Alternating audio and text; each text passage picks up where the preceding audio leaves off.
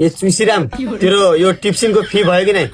भयो सर, मम्मीले एकैचोटि 2 महिनाको फी बुझाइसक्नु छ अरे। अन्त ढुसीरामको फी भयो कि नै भन्छ यो टिप्सिनको?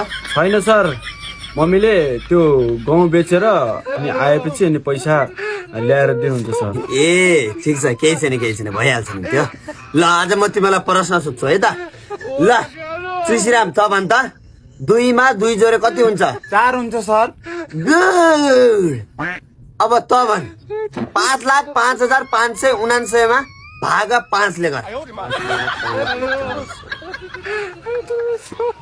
सर यो त कस्तो गाह्रो छ, आउँदैन। अरू सोध्नु न। ए गाह्रो छ यो लट्ठी समात त।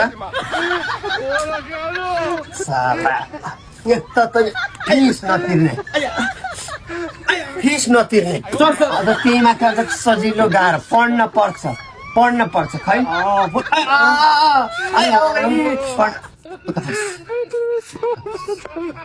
फेरि अर्को प्रश्न। ल बाबु तबन फिस तिरेवाला काउको स्पेलिङ भने काउको CO आउ काउ। सियो आउ काउ। Wow what a good answer.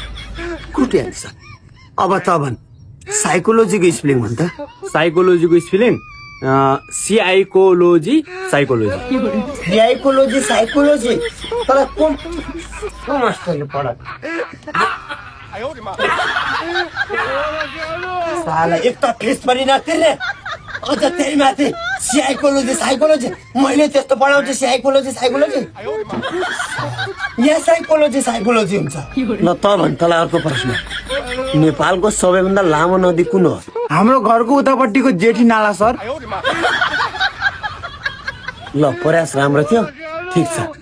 अब त भन् नेपालको सबैभन्दा गहिरो ताल कुन हो?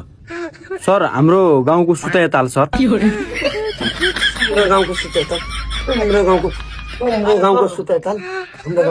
ताल को मास्टरले पढायो तँलाई हाम्रो गाउँको सुताया ताल? रत्न सरले सर।